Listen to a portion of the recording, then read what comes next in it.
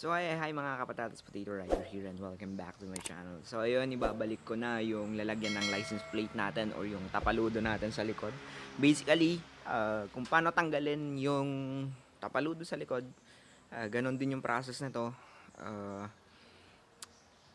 Ganon din yung process, ganon din yung pagtanggal. Kung paano ko ibabalik yung tapaludo ko sa likod, ganon din yung pagtanggal. So usually ang pinoproblema ng mga naka-sniper, pag tinatanggal nila yung kanilang tapaludo sa likod is yung ilaw or yung ano ba yan? Yung light. Etong part na to, yung part na yan, yung yan. Okay. Ito yung part na to. Kasi ang sinasabi nila, kailangan putulin itong wire niya. So for me, nakita ko or hindi na kailangang anuhin yun, hindi na kailangan putulin, basta magsipag ka lang kung paano mo tatanggalin or paano mo babaklasin yun. Bale, ayun, dito lahat sa right side kasi yung part niya yan, dito lahat sa right side, so tatanggalin natin lahat to. Etong fairings, tatanggalin natin lahat tong fairings. Yun lang naman yung process, tapos makikita mo na yung ano, then ayun, dito yung mga tornicles, tornilyo. So ayun. So basically, yun lang naman yung ano. Madali lang siya. So gawin na natin mga kapatatas.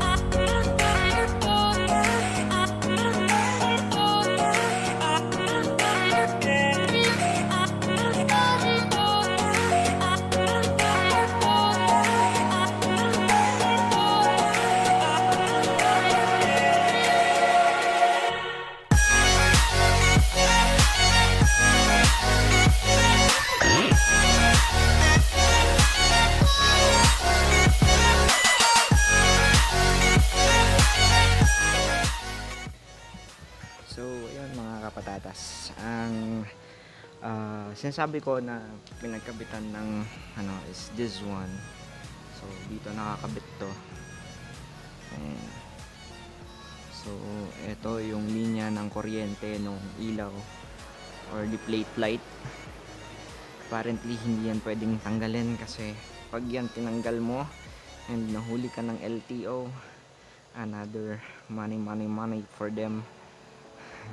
So, ayan lang naman guys. Ito lang naman yung importante. So, hindi mo na kailangan putulin dito. Or, hindi ka na kailangan magputol. Apparently, you just have to make hugot here. So, yan lang mga kapatatas.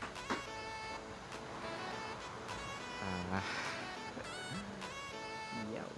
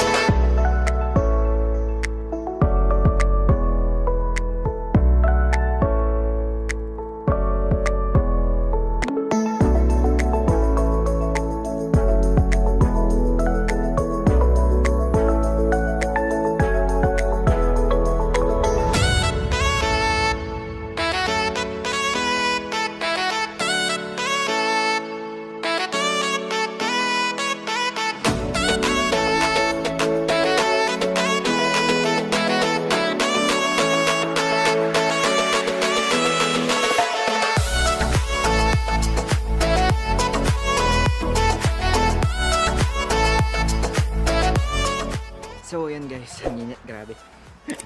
Nagkakawisan tayo. Anyway, so yun, naibalik ko na. So yun na po yung process kung paano ibalik or tanggalin yung ating rear fender or tapaluda sa likod ng mga motorsiklo natin or sa Sniper 150 natin, especially sa Sniper 150 natin. So madali lang naman siya guys. So yun, tatanggalin nyo lang talaga yung side fairings dito sa right side, and nandito sa right side din yung wire. So hindi nyo na kailangan magputol. Hindi katulad ng mga sinasabi nila na kailangan mong putulin yung wire para matanggal mo yung plate ano tawag yun? Plate light. Pero para sa LTO mga kapatatas, wag nyo nang balakin tanggalin kasi sa LTO bawal na walang ilaw yung plate number natin. So kung tinanggal nyo yan, baka mahuli pa kayo. Anyway, so yun, tinabit ko tong rear fender ko kasi yun nga, sa doble plakalo, and ngayon try ko na rin umuwi sa amin. And anyways, yun nga mga kapatatas, as always, sabi ko, mag-ingat tayo lagi. Kung hindi kayo lalabas ng bahay nyo, ay kung wala kayong importanteng gagawin sa labas ng bahay nyo, wag na muna kayong lumabas, stay at home, and laging magsuot ng face mask, laging magdala ng alcohol, at wag kakalimutang manalangin bago lumabas ng bahay. Anyway, so yun mga kapatatas, as always, masarap magmotor, and peace out.